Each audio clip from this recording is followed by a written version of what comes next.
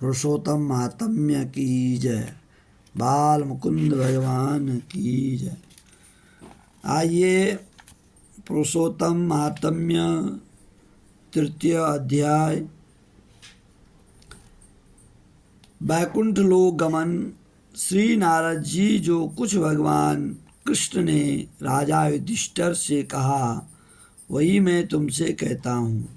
एक समय धर्मराज युधिष्ठिर जुए में दुर्योधन से सब कुछ हार गए तो द्रौपदी को बालों से पकड़कर दुष्ट दुशासन ने खींचा और वस्त्र भी पकड़कर खींचे तो भगवान श्री कृष्ण ने रक्षा की।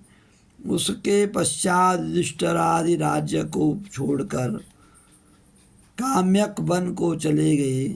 वहाँ पर वन में युधिष्ठिर द्रौपदी आदि बाल बिखेरे वन में रहने वाले हाथियों की तरह वन में फलों को खाकर अति दुख को प्राप्त हुए।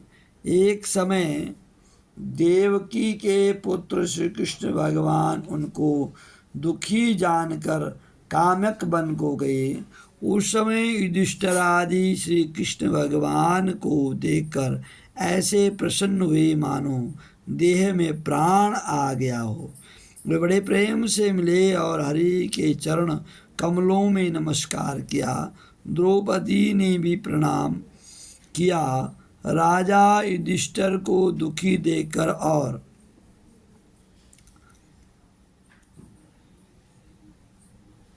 ऐसे ही द्रौपदी को दुखी देखकर श्री कृष्ण भगवान भी अत्यंत दुखी हुए।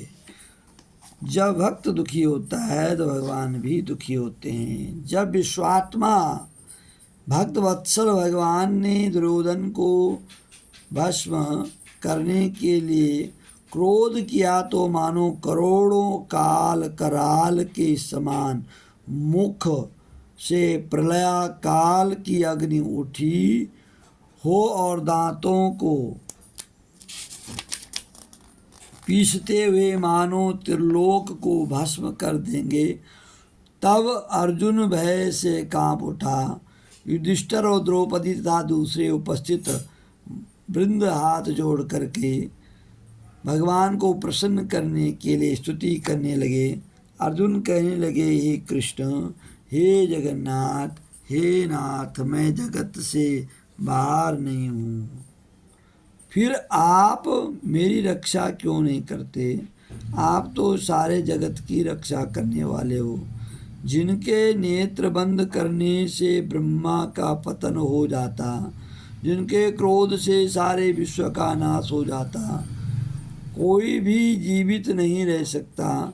हे जगतपते, इस संहार करने वाले क्रोध को दूर कीजिए। आपके क्रोध से संसार में प्रलय हो जाएगी।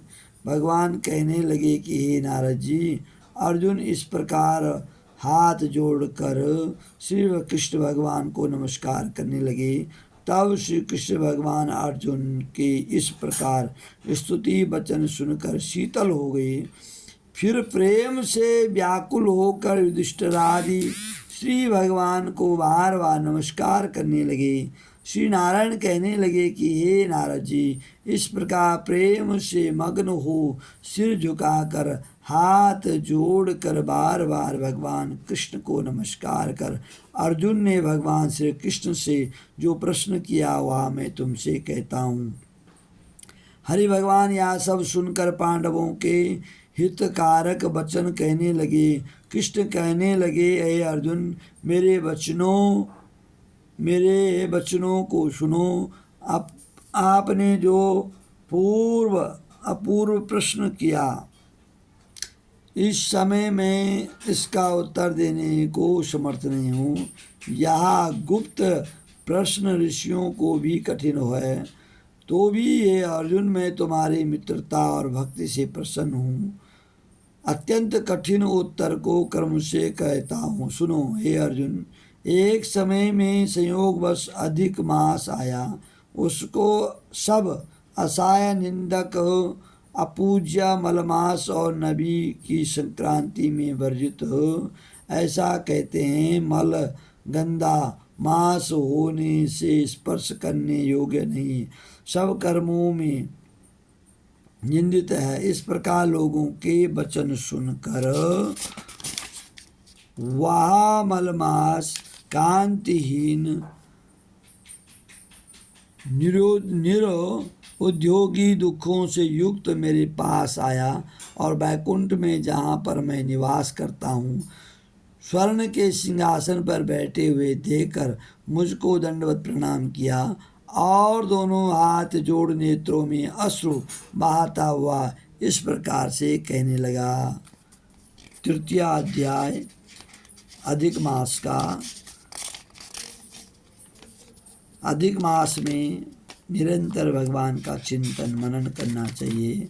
अधिक मास में किया हुआ जप तप कई गुना फल देता है, अक्षय फल देता है। इसलिए भक्ति भाव से भगवान का चिंतन करते रहें और पुरुषोत्तम महात्म्य अवश्य सुने। और जब पूर्णमास ये अपना पुरुषोत्तम मास जब समापन पे आता है आमस्या के दिन 32 चीज़ें दान करनी है। 32 चीज़ भी कर सकते हैं और कोई भी चीज़ हो वो 32 लेने, जैसे फल लिए तो 32 फल लेने हैं, केले 32, सेब 32, अन्य अन्य सामग्री जो भी चीज़ है वो 32 के हिसाब से, और 32 चीज़ें भगवान को अर्पित करनी होती है। लास्ट में फिर उद्यापन। तो श्रद्धा से भाव से भक्ति से पुरुषोत्तम मास का व्रत कथा श्रवण करें। जय जय श्री राधे राधे राधे हर हर महादेव। बोले बाल मुकुंद भगवान की जय। मैं आचार्य चंद्रभूषण।